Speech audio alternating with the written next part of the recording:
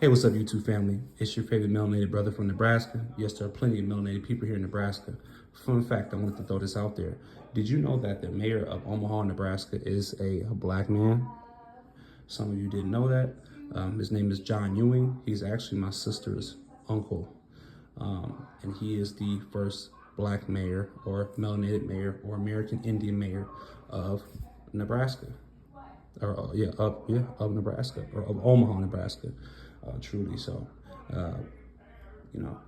give him a hand for that, or shouts out to him for that. Excuse me, shouts out to him for that, man. That's a great feat. That just goes to show you how bad the previous mayor, people just wanted him out of there, her out of there. Jean Stalter, she was just that bad. The fact that, when white people turn their back on other white people, it's bad. And that's exactly what happened here in Omaha. She was so bad that even the white folks wanted her out. And that's saying a lot. So before I get caught up into all that stuff, I don't want to, go on a tangent, because I will. We're going to go ahead and continue into today's topic, which is the upper punt was in South America. But this is going to prove something that we've been saying all along, or something that I've been saying all along, is that America is the true old world, the Egypt. It is the old world that people speak of, that people want to admire so much. If you want to know history, start over here. Don't start over in those other places. Dig for the history here, because it's all right here, and this is where it starts. So let's go ahead and get started. The fact that Tamari, old Cushite name for Egypt, and the biblical ancient Egypt, Mizraim, was in the Americas further demonstrates the original land of Punt was in the Americas, since Punt and ancient Egypt were trading partners. Figures 145 and 146 are two images of Egyptian temple engravings from Pharaoh Hatshepsut's temple. I'm sure I butchered that, but you know what I mean.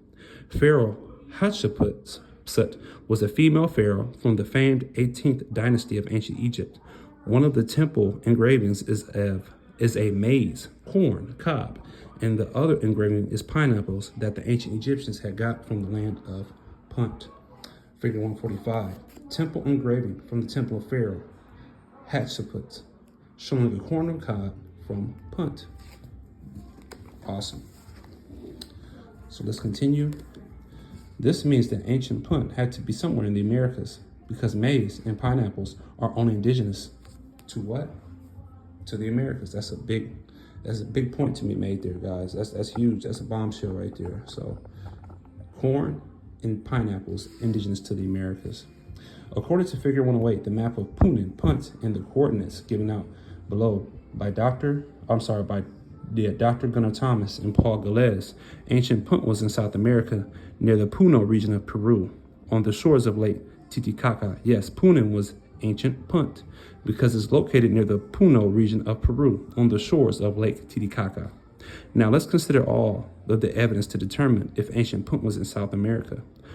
Phonetically, Punan and Punt are one and the same because the words are almost identical. 2. The map of Punan in South America, see Figure 1, matches the coordinates of the location of ancient Punt given out by Dr. Thomas and Paul Galez. 3. And the corn and pineapples that the Egyptians said they got from the land of Punt, we can easily conclude that ancient Punt was in South America based upon the preponderance, sorry guys, that whipped on me, preponderance of evidence. Dr. Gunnar Thompson argues that Punt was a Phoenician trading base near the equator on the American mainland. The New World was a major source of copper here in Americas, which is found mainly in the Andes in Peru and Isle Royale in Lake Superior. Paul Galez argued that the land of Punt was the Puno region of Peru on the shores of Lake Titicaca, where there are many gold and antimony mines, A metals that were brought back from Punt. The reeds boats used in Lake Titicaca are almost identical to those used in ancient Egypt. Gunnar Thompson's Secret Voyages to the New World. 9 True Adventures from the Forbidden Chronicles of American Discovery, Seattle, Washington. Misty Isles Press, 2006, pages 173 to 97. Gunnar Thompson. How the Portuguese outfoxed Columbus and Frank Joseph, unearthing ancient America, the lost sages of conquerors, castaways, and scoundrels. Franklin Lakes, New Jersey. New Page Books, 2008, page 234 to 43. Gunnar Thompson, From Fantasy Isles into Continents, How Myths Became Realities at the Hands of Portuguese Cartographers. And there's a website right there. Yes, ancient Punt was a Phoenician trading post near the equator in the American landmass, according to all the evidence provided in this post. The Phoenicians were the biblical Canaanites.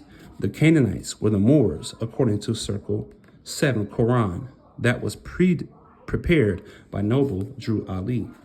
The Phoenicians were an offshoot of the Canaanites, a group of ancient Semitic-speaking peoples that emerged at least in the 2nd millennium BC. End quote. Figure 146, temple engraving from the temple of Pharaoh Hatshepsut, showing you pineapples from Punt. Awesome. Now here we go on the next page. The theory of Phoenician discovery of America suggests that the earliest Old World contact with the Americas was not with Columbus or Norse settlers, but with the Phoenicians in the 1st millennium BC. An economic and geographical perspective, Presses de la Université de Quebec, 301. In a later chapter, I will give you overwhelming evidence that the Phoenicians are from the Americas. Figure 147, 1450 map of the Middle East and Punt. Awesome. The Canaanites were Moors, so ancient Punt was an ancient Ethiopian civilization because the ancient ones, aka the Mound Builders or the Wichita Moors, were a Melanite dark tribe of Berber Indians or Moors from India Superior / Ethiopia Superior, the Americas, that are recognized by the United Nations as being the oldest indigenous people on the planet. So the American, the ancient mound builders, the Wichita Moors, are considered the oldest indigenous people on the planet. And that is according to the United Nations. Amazing. Let's go and go to the next page. 148, Old Testament map of America. The fact that Punt was in South America is very significant because Punt is the birthplace of Ethiopia and Egypt, which were also ancient civilizations that were in the Americas too. Every civilization that Africa and the Middle East is known for was also in the Americas. In fact, Africa is just a reflection or a copy of the great civilization that the Moors had first in the Americas, which makes sense because there's more pyramids in South America than there is in all of Africa. Africa has 452 pyramids. The Americas, we have over 2,000 pyramids over here. So what does that tell you? Figure 149, 1745 map of California as an island. This island is separated by the Red Sea. All right? And this will be the last page for this content. Figure 147 is a 1450 BC map of the Middle East and Punt. This map shows the land of Punt on the coast of the Red Sea and below the land of Kush, Ethiopia, near ancient Egypt. Here is a 1711 map of California from the University of Stanford that shows you California as an island, and the Gulf of California was the Red Sea. And that's just what we just saw. So that's what we just saw right here. Here is another Red Sea map. The 1719 map of California shows you California as an island and the Gulf of California, the Red Sea.